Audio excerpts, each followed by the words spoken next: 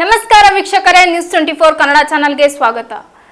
ಕಲಬುರಗಿ ಸಾಂಸ್ಕೃತಿಕ ಲೋಕದಲ್ಲಿ ಇಂದು ವಿಶೇಷ ಕಾರ್ಯಕ್ರಮವೊಂದು ಜರುಗಲಿದೆ. ಬಸವ ಪ್ರಕಾಶನ ಸಂಸ್ಥಾಪಕರಾದ ಲಿಂಗೈಕ್ಯ ಬಸಮ್ಮ ಬಿ ಕೊನೆಕಲ್ ಅವರ 13ನೇ ಪುಣ್ಯ ಸ್ಮರಣೋತ್ಸವದ ಅಂಗವಾಗಿ ರಾಜ್ಯ ಮಟ್ಟದ ಪ್ರಶಸ್ತಿ ಪ್ರದಾನ ಹಾಗೂ ಕಾರ್ಮಿಕರ ದಿನಾಚರಣೆಯನ್ನು ಹಮ್ಮಿಕೊಳ್ಳಲಾಗಿದೆ. ಇದರ ಕುರಿತು ಸಂಪೂರ್ಣ ಮಾಹಿತಿ ಇಲ್ಲಿದೆ ನೋಡಿ. ನಗರದ ಸೂಪರ್ ಮಾರ್ಕೆಟ್ನಲ್ಲಿರುವ ಚೇಂಬರ್ ಆಫ್ ಕಾಮರ್ಸ್ ಸಭಾಂಗಣವು ಇಂದು ಅರ್ಥಪೂರ್ಣ ಕಾರ್ಯಕ್ರಮಕ್ಕೆ ಸಾಕ್ಷಿಯಾಗಲಿದೆ. ಬಸವ ಪ್ರಕಾಶನ ವತಿಯಿಂದ ಹಮ್ಮಿಕೊಳ್ಳಲಾಗಿರುವ ಈ ಸಮಾರಂಭದಲ್ಲಿ ಪ್ರಮುಖವಾಗಿ 2 ವಿಶೇಷತೆಗಳಿವೆ. ಬಸವಶ್ರೀ ಪ್ರಶಸ್ತಿಯನ್ನು ಹುಲಸೂರಿನ ಪೂಜ್ಯ ಶ್ರೀ ಶಿವಾನಂದ ಮಹಾಸ್ವಾಮಿಗಳಿಗೆ ಪ್ರಥಮ ವರ್ಷದ ರಾಜ್ಯ ಮಟ್ಟದ ಬಸವಶ್ರೀ ಪ್ರಶಸ್ತಿಯನ್ನು ನೀಡಿ ಗೌರವಿಸಲಾಗುತ್ತಿದೆ. ಹಾಗೂ ಕೃತಿ ಲೋಕಾರ್ಪಣೆ ಖ್ಯಾತ ಮನೋವೈದ್ಯ ಡಾಕ್ಟರ್ CR ಚಂದ್ರಶೇಖರ್ ಅವರು ರಚಿಸಿರುವ 5 ಮಹತ್ವದ ಕೃತಿಗಳು ಇಂದು ಸಾರ್ವಜನಿಕವಾಗಿ ಲೋಕಾರ್ಪಣೆಗೊಳ್ಳಲಿವೆ.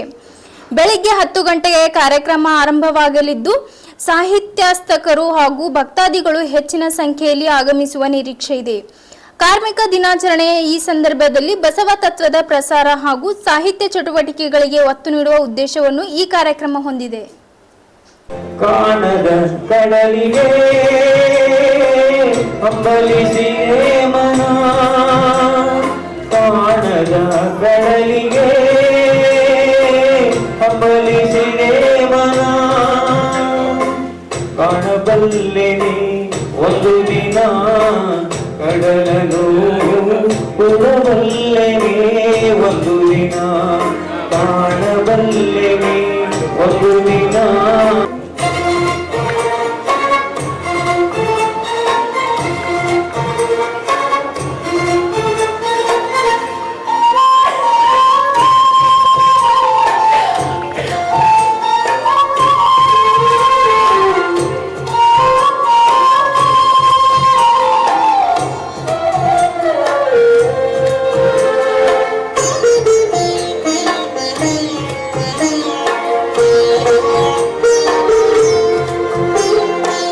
ಕಾಣದ ಕಡಲಿನ ಮೊರೆತದ ಜೋಗುಳ ಒಳಗಿವಿಗಿಂದು ಕೇಳುತ್ತಿದೆ.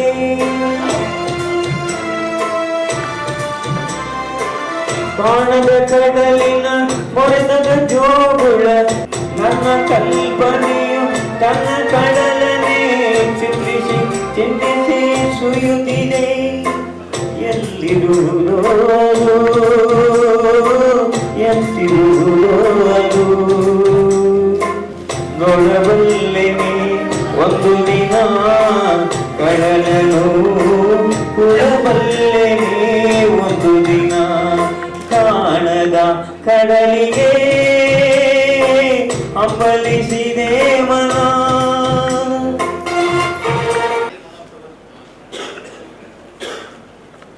ಬಸವ ಪ್ರಶಸ್ತಿನ ಪುರಸ್ಕೃತರು ಪೂಜ್ಯ ಶ್ರೀ ಶಿವಾನಂದ ಸ್ವಾಮಿಗಳು, ಗುರುಬಸವೇಶ್ವರ ಸಂಸ್ಥಾನ ಮಠ ಹುಲಸೂರು, ಜಿಲ್ಲಾ ಬೀದರ್. ಕೃತಿಗಳ ಲೋಕಾರ್ಪಣೆಗೆ ಹಾಗೂ ಪ್ರಶಸ್ತಿ ಪ್ರದಾನಕ್ಕೆ ಆಗಮಿಸಿದ ನಮ್ಮವರಾದ ಪ್ರೊಫೆಸರ್ RR ಬೇರೆಯವರು, ಕುಲಸಚಿವರು ಕರ್ನಾಟಕಕ್ಕೆ, ಹಾಗೂ ನಮ್ಮ ಸಿದ್ಧಲಿಂಗೇಶ್ವರ ಪ್ರಕಾಶ ಸಲಹಾ ಸಮಿತಿ ಸದಸ್ಯರಾದ ಅವರಿಗೂ ಸ್ವಾಗತಿಸುತ್ತೇನೆ. ಪ್ರಾಸ್ತಾವಿಕವಾಗಿ ಮಾತನಾಡಲು ಆಗಮಿಸಿದ ಪ್ರೊಫೆಸರ್ ಶಿವರಾಜ್ ಪಾಟೀಲ್ ಅಧ್ಯಕ್ಷರು, ಮಾಂದು ಜ್ಯೋತಿ ಪ್ರತಿಷ್ಠಾನ ಕಲಬುರಗಿ, ಅವರಿಗೆ ಹಾರ್ದಿಕವಾಗಿ ಸ್ವಾಗತ ಕೋರುತ್ತೇನೆ. ಹಾಗೂ ಸಾಹಿತ್ಯರು, ಸಾಹಿತ್ಯಾಸಕ್ತರು, ಸಮಾಜದ ಗಣ್ಯರು, ಸಂಬಂಧಿಕರು ಎಲ್ಲರಿಗೂ ಮತ್ತು ನಮ್ಮ ಸಿಬ್ಬಂದಿವರೆಗೂ ಎಲ್ಲರಿಗೂ ಸ್ವಾಗತಿಸುತ್ತಾ ನನ್ನ ಸ್ವಾಗತ ಭಾಷಣ ಮುಗಿಸ್ತೇನೆ. ಜೈ ಹಿಂದ್, ಜೈ ಕರ್ನಾಟಕ. ಕೊನೆಕವರು ತಮ್ಮ ದಾಂಪತ್ಯ ಜೀವನದಲ್ಲಿ ಸುಖ, ಸಂತೋಷ, ನೆಮ್ಮದಿಯನ್ನು ಅನುಭವಿಸಿ ಅವರು ಲಿಂಗೈಕ್ಯರಾದ ಮೇಲೂ ಕೂಡ ತಮ್ಮ ಹೆಂಡತಿಯ ಸ್ಮರಣೆಯಲ್ಲಿ 13 ವರ್ಷಗಳಿಂದ ಒಂದು ಪ್ರಶಸ್ತಿಯನ್ನು ನೀಡುವುದರ ಮೂಲಕ, ಆ ನೆನಪನ್ನು ಮಾಡಿಕೊಳ್ಳುವುದರ ಮೂಲಕ ಸತಿ ಹಿಡಿದು ನಿರ್ವಾಣ ಸತಿಯನ್ನು ಕಾಣುವ ಶರಣ ಪದ್ಧತಿ, ಶರಣ ಸಂಸ್ಕೃತಿಯನ್ನು ತಮ್ಮ ಬದುಕಿನಲ್ಲಿ ಅಳವಡಿಸಿಕೊಳ್ತಾ ಇದ್ದಾರೆ. ಬಹಳ ಮಂದಿಗೆ ಹೆಂಡತಿ ಇದ್ದಾಗ ಬೆಲೆ ಗೊತ್ತಿರೋದಿಲ್ಲ. ನಾವು ಎಲ್ಲವನ್ನೂ ಕಳೆದುಕೊಂಡ ಮೇಲೆ ಅದರ ಬೆಲೆ ಗೊತ್ತಾಗ್ತದೆ. ಮನುಷ್ಯನಿಗೆ ಕಣ್ಣಿದ್ದಾಗ ಕಣ್ಣಿನ ಬೆಲೆ ಗೊತ್ತಾಗಲ್ಲ, ಹಲ್ಲಿದ್ದಾಗ ಹಲ್ಲಿನ ಬೆಲೆ ಗೊತ್ತಾಗಲ್ಲ. ಕಾಲುಗಳಿಂದ ಕಾಲಿನ ಬೆಲೆ ಗೊತ್ತಾಗೋದಿಲ್ಲ. ಕಿಡ್ನಿ, ಹಾರ್ಟು ಇವೆಲ್ಲ ಬಹಳ ಮೌಲಿಕವಾದ ವಸ್ತುಗಳು. ಕಳೆದುಕೊಂಡಾಗ ಅವುಗಳ ಬೆಲೆ ಗೊತ್ತಾಗ್ತದೆ. ಹಾಗೆ ಮನುಷ್ಯನಿಗೆ ಹೆಂಡತಿಯನ್ನು ಕಳೆದುಕೊಂಡಾಗ ಅವಳ ಬೆಲೆ ಗೊತ್ತಾಗುವಂಥದ್ದು. ಇದ್ದಾಗ ಕಾಲ ಕಸವಾಗಿ ಕಾಣುವಂಥ ಜನಗಳೇ ಹೆಚ್ಚು. ನಾನು ಒಂದು ಮಾತನ್ನು ಹೇಳಲಿಕ್ಕೆ ಇಷ್ಟಪಡ್ತೇನೆ. ಭಗವಾನ್ ಬುದ್ಧ ಒಂದು ದಿವಸ ಹೊರಟಾಗ ಯಾರೋ ಬಂದು ಕೇಳ್ತಾರೆ, ಒಬ್ಬ ಹೆಣ್ಣುಮಗಳು, ನನ್ನ ಮಗ ಸತ್ತಿದ್ದಾನೆ, ಅವನನ್ನು ಬದುಕಿಸ್ಬೇಕು, ಅದಕ್ಕೆ ಹೇಗಾದರೂ ಮಾಡಿ ಬದುಕಿಸಿ ಬುದ್ಧದೇವ ಅಂತ ಕೇಳ್ತಾರೆ. ಅವಾಗ ಬುದ್ಧ ಹೇಳಿದ್ದು, ಸಾವಿಲ್ಲದ ಮನೆಯ ಸಾಸಿವೆ ಕಾಳು ತಗೊಂಡ್ರೆ ತಂದು ಕೊಟ್ರೆ ನಾನು ನನ್ನ ಮಗನಿಗೆ ಬದುಕಿಸ್ತೀನಿ. ಬಹುಶಃ ಈ ಮಾತಕ್ಕೆ ಭಾಳ ಸರಳ ಅನ್ನಿಸ್ತು. ಒಂದು ಸಾಸಿವೆ ಕಾಳು ಒಬ್ಬರು ಮನೆಗೆ ಹೋಗಿ ತಂದು ಕೊಡೋದು ಏನು ದೊಡ್ಡ ವಿಷಯ ಅಲ್ಲ ಅಂತ. ಆದರೆ ಯಾರ ಮನೆಯೊಳಗೆ ಸಾವಿಲ್ಲ, ನೋವಿಲ್ಲ, ಕಷ್ಟಗಳಿಲ್ಲ. ಎಲ್ಲರ ಮನೆಯ ದೋಷಗಳು, ತೂತುಗಳೇ. ಎಲ್ಲ ಕಡೆ ಸಾವು ಸಮಸ್ಯೆಗಳಿದ್ದಾಗ ಭಗವಾನ್ ಬುದ್ಧನಿಗೆ ಬಂದು ಹೇಳ್ತಾರೆ, ಎಲ್ಲಿಯೂ ಕೂಡ ಸುಖಿಗಳಿಲ್ಲ, ಎಲ್ಲರೂ ದುಃಖಿಗಳಿದ್ದಾರೆ, ಎಲ್ಲರ ಮನೆಗೆ ಸಾವು ನೋವುಗಳಿವೆ.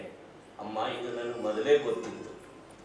ಆದರೆ ನಿನಗೆ ಒಂದೇ ಸತಿಗೆ ಇದು ಆಗೋದಿಲ್ಲ ಅಂತ ಹೇಳೋದು ಹೇಗೆ ಅಂತ ಉಪಾಯವಾಗಿ ಹೇಳಿದ್ದೇನೆ. ಅದಕ್ಕೆ ಸಾವನ್ನು ಗೆಲ್ಲತಕ್ಕಂಥ ದಾರಿಗಳಿಲ್ಲ. ಎಲ್ಲರೂ ಸಾವಿಗೆ ಒಂದು ದಿವಸ ಶರಣಾಗಲೇಬೇಕು.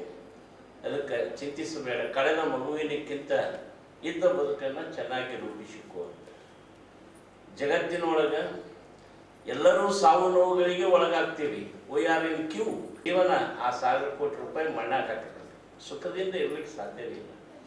ನಾವು ನೆಮ್ಮದಿಯಿಂದ ಇರಬೇಕು. ಹೊರಗೆ ಕೆಲಸ ಮಾಡಿ ದುಡಿಯಬೇಕು, ಬೆಳೆಯಬೇಕು ಅಂದರೆ ನಮ್ಮ ಹೆಂಡತಿಯರು ಮನೆಯಲ್ಲಿ ಸುಖವಾಗಿರಬೇಕು. ಯತ್ರ ನಾರ್ಯಸ್ತು ಪೂಜ್ಯತೆ ತತ್ರ ರಮಂತೆ ದೇವತಃ. ಎಲ್ಲಿ ನಾರಿಯರು ಪೂಜಿಸಲ್ಪಡ್ತಾರೆ, ಗೌರವಿಸಲ್ಪಡ್ತಾರೆ, ಅವರು ನೆಮ್ಮದಿಯಿಂದ ಇರ್ತಾರೆ. ಆ ಮನೆಯಲ್ಲಿ ಸಂಪತ್ತು, ಸಮೃದ್ಧಿ, ಸಮಾಧಾನ, ಸುಖ ಎಲ್ಲವೂ ನೆಲೆಸ್ತದೆ. ಆದರೆ ಯಾವ ಮನೆಯಲ್ಲಿ ಹೆಂಡತಿ ನೆಮ್ಮದಿಯಿಂದ ಇರಲ್ಲ, ಆ ಮನೆಯಲ್ಲಿ ದೆವ್ವಗಳು ಕೂಡ ವಾಸಿಸುತ್ತೆ. ಈ ದೃಷ್ಟಿಯಿಂದ ಕೊನೆಕೋರು ಅದೃಷ್ಟವಂತರು. ಏಕನಾಮಿ ಸದಾ ಪ್ರೇಮಿ ಅಂತ. ಅವ್ರ ಹೆಸರು ಬಸವರಾಜು, ಹೆಂಡತಿ ಹೆಸರು ಬಸಮ್ಮ, ಬಸವ ಭಕ್ತರು. ಇವೆಲ್ಲ ಕಾಕತಾಳೀಯ ನೇಮ. ನಿಮ್ಗೆ ಆಶ್ಚರ್ಯ ಅನ್ನಿಸ್ತದೆ, ಹಿಂಗೆ ಅಪರೂಪಕ್ಕೆ ಹೆಸರು ಜೋಡಿಯಾಗಿರೋದು. ಇವೇನು ಹೇಳಿ ಮಾಡಿಸಿದ್ದಲ್ಲ. Marriages are made in heaven. ಎಲ್ಲರ ಮದುವೆಗಳು ಸ್ವರ್ಗದಲ್ಲಿ ಆಗ್ತವೆ, ಇಲ್ಲಿ ಬಂದು ಕನೆಕ್ಷನ್ ಸಿಗ್ತದೆ. ಹಂಗೆ ಆಕಸ್ಮಿಕ ಹುಡುಗಿ ಕಾಶಿನಾಥ್ ರಾಯ್ ಪಾಟೀಲ್ರು ಒಬ್ಬ ಬಡ ಹುಡುಗ ಕೆಲಸ ಮಾಡಿಕೊಂಡು ಬದುಕುವಂಥ ಧೈರ್ಯ ಇದೆ. ಸರ್ಕಾರಿ ನೌಕರಿ ಬೇಡ, ಪ್ರೈವೇಟ್ ಒಂದು ವ್ಯವಹಾರ ಮಾಡಿ ಬದುಕ್ತೀನಿ ಅಂತ ಧೈರ್ಯ ಅದ. ಒಂದೊಂದು ದಿವಸ ಬೆಳೀತಾನಂತ ಅವರು ದೂರದೃಷ್ಟಿ ಇಟ್ಕೊಂಡು ಹೆಣ್ಣನ್ನು ಕೊಟ್ಟರು.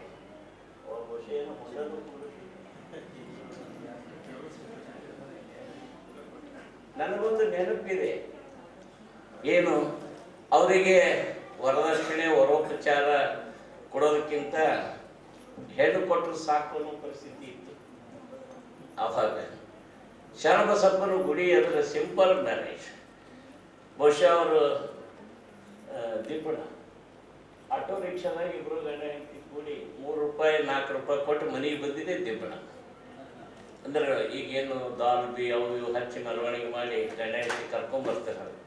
ಇಷ್ಟು ಸರಳ ಜೀವ. ಯಾರೋ ಒಬ್ಬರು ಅವರ ಸಂಬಂಧಿಕರು ಒಂದು 8ನೇದು ಗ್ಲಾಸ್ ಪ್ರೆಸೆಂಟ್ ಮಾಡಿದರಂತೆ, ತುಂಬ ಹತ್ತಿರದವರು. ಆ ನೋವು ಅವರು ಯಾವಾಗಲೂ ಹೇಳ್ತಿರ್ತಾರೆ.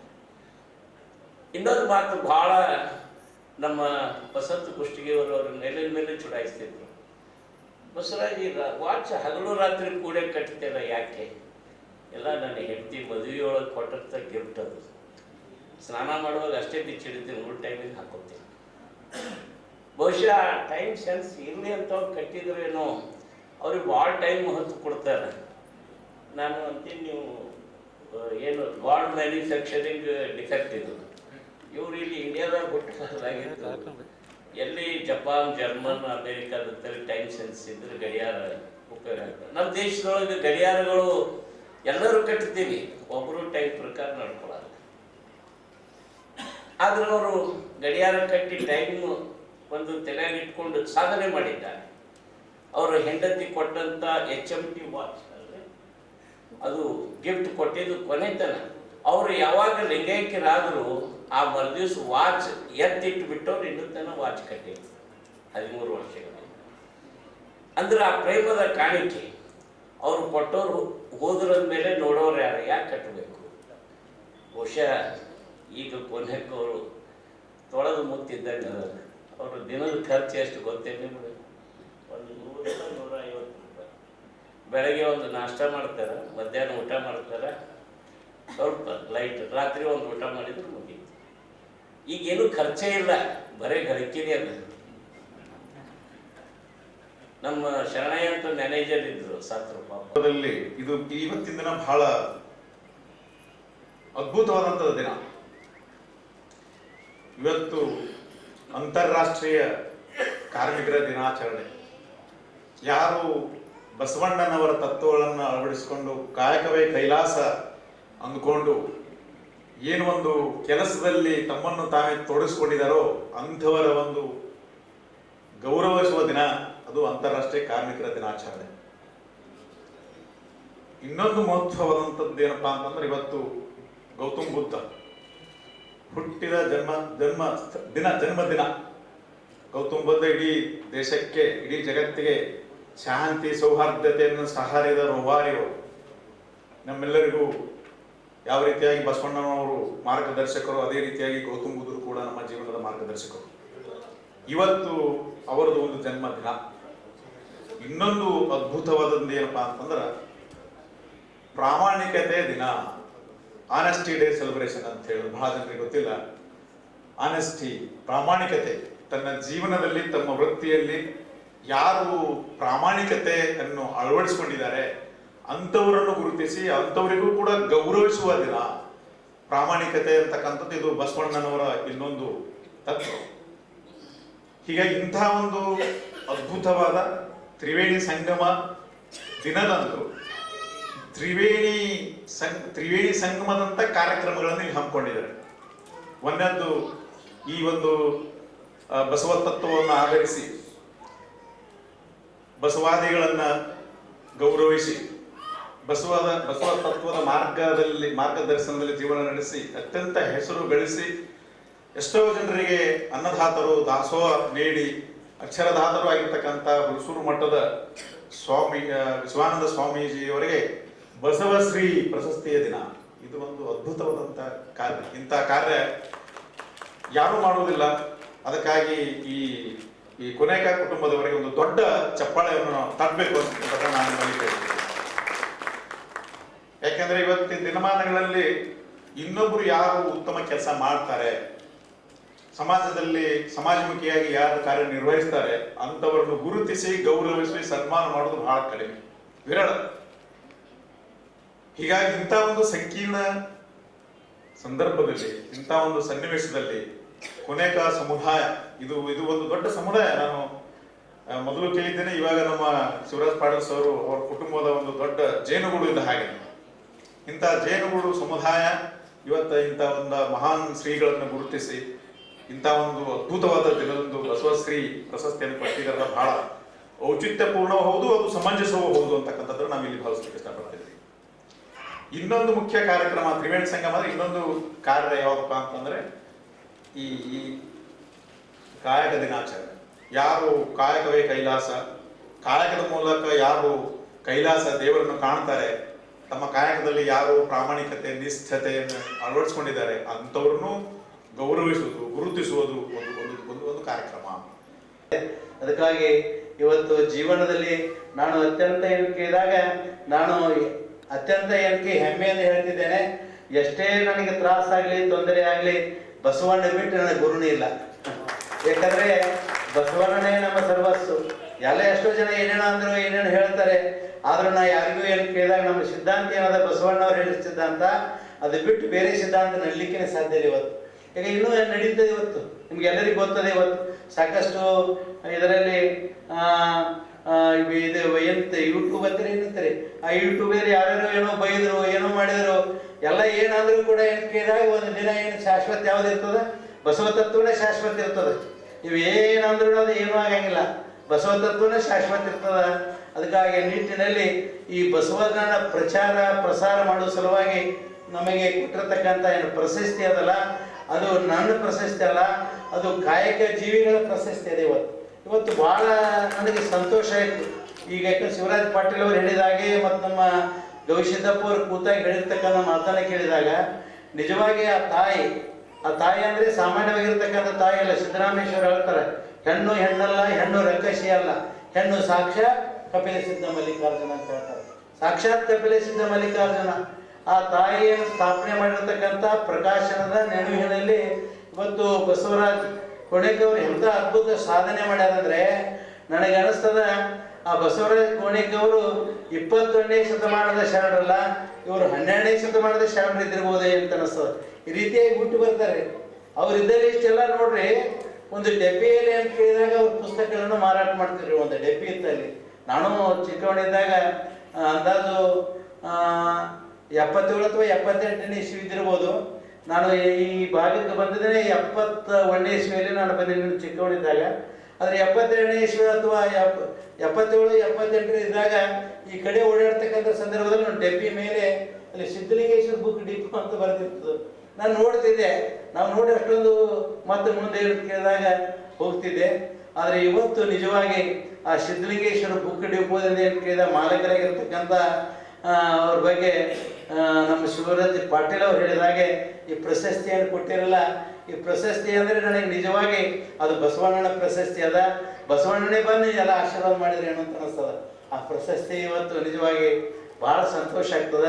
ಅದರ ಜೊತೆಯಲ್ಲಿ ಒಂದು ಕಡೆ ಕಾಯಕ ಜೀವಿಗಳಾಗಿ ಕಾಯಕವೇ ಕೈಲಾಸ ಅಂತೇಳಿ ಒಂದು ಕಡೆ ಹೇಳ್ತಾರೆ, ಕಾಯಕದಲ್ಲಿ ನಿರತನಾದೊಡೆ ಗುರುದರ್ಶನವಾದರೂ ಮರೆಯಬೇಕು, ಲಿಂಗ ಪೂಜೆಯಾದರೂ ಮರೆಯಬೇಕು, ಜಂಗಮ ಮುಂದಿದ್ದರೆ ಹಂಗೂರಿಯಬೇಕು, ಕಾಯಕವೇ ಕೈಲಾಸವಾದ ಕಾರಣ ಅಮರೇಶ್ವರ ಲಿಂಗವು ಕಾಯಕದವಳನ್ನು ಹಾಗೆ ಇವತ್ತು ನಮ್ಮ ಕಾಯಕದಲ್ಲೇ ತಲ್ಲೀನರಾಗಿರ್ತಕ್ಕಂಥ ಇಷ್ಟು ಅದ್ಭುತವಾದಂಥ ಸಂಸ್ಥೆ ಇವತ್ತು ಎಲ್ಲ ಕಡೆ ಪ್ರಚಾರ ಪ್ರಸಾರ ಆಗಲಿಕ್ಕೆ ಆ ಕಾಯಕದ ತತ್ವದ ತಳಹದಿಯ ಬದುಕಿರ್ತಕ್ಕಂಥ ನಮ್ಮ ಬಸವರಾಜ ಕೋಣಿಕವರೇ ಇದಕ್ಕೆ ಕಾರಣ.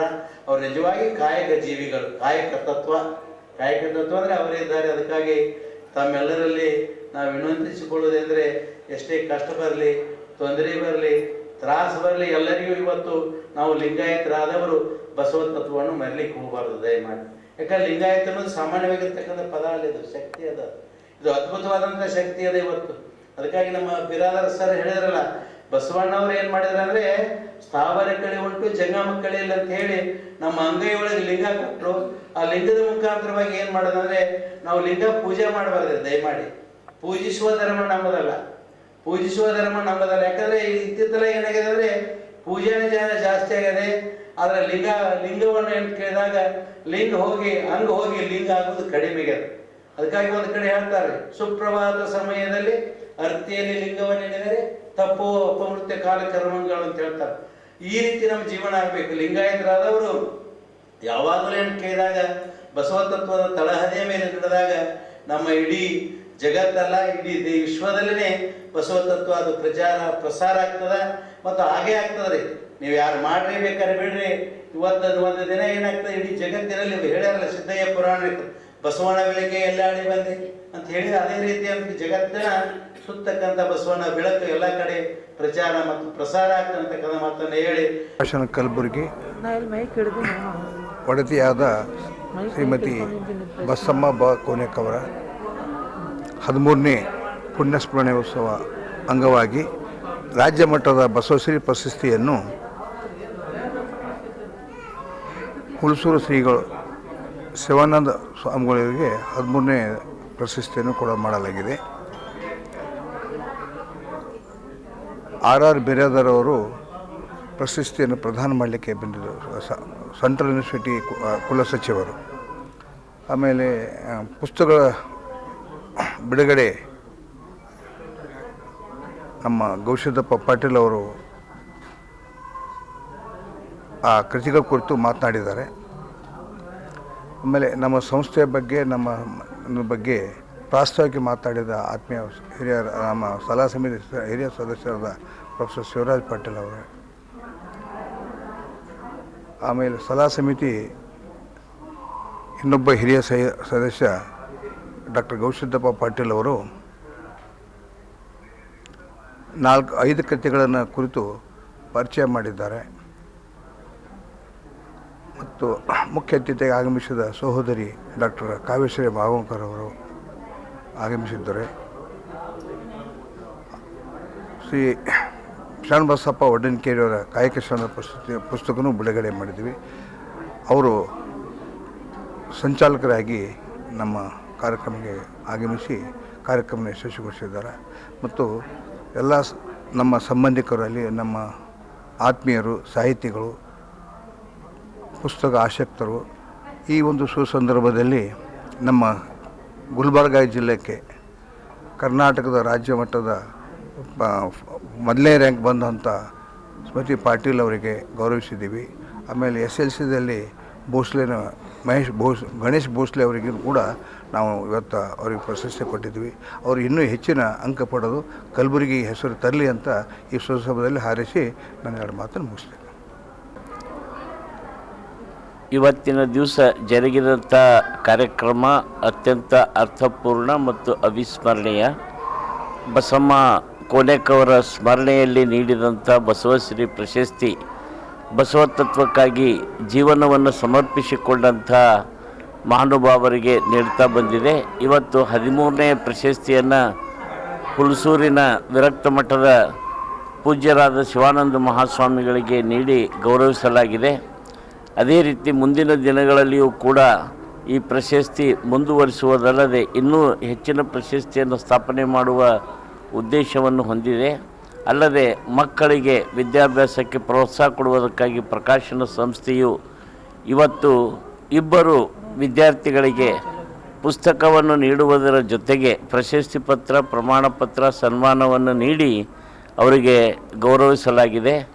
ವಿದ್ಯಾ ಚಟುವಟಿಕೆಗಳಿಗೆ ಮತ್ತು ಸಮಾಜ ಸೇವಕರಿಗೆ, ಬಸವತತ್ವ ಪ್ರಸಾರಕರಿಗೆ ಹಾಗೂ ಕಾಯಕ ಜೀವಿಗಳಿಗೆ ಕಾಯಕ ದಿನಾಚರಣೆಯಾದ ಇಂದು ಮತ್ತು ವಿಶೇಷವಾಗಿ ಮೇ 1 ಕಾರ್ಮಿಕ ದಿನಾಚರಣೆ ಇವತ್ತು ಅವರು ಲಿಂಗೈಕ್ಯವಾದಂಥ ದಿನ ಆಗಿರೋದರಿಂದ ಭಾಳ ಮೌಲಿಕವಾದ ಅರ್ಥಪೂರ್ಣವಾದ ದಿನಗಳು ಅಂತ ಹೇಳ್ಬೋದು. ಇವತ್ತು ಬುದ್ಧ ಜಯಂತಿ, ಕಾರ್ಮಿಕ ದಿನಾಚರಣೆ, ಶರಣರ ಕಾಯಕ ದಿನಾಚರಣೆ, ಇವತ್ತು ಮೇ 1 ರಜೆಯೂ ಕೂಡ ಆಗಿರುವುದರಿಂದ ಈ ಕಾರ್ಯಕ್ರಮ ತುಂಬ ಯಶಸ್ವಿಯಾಯಿತು.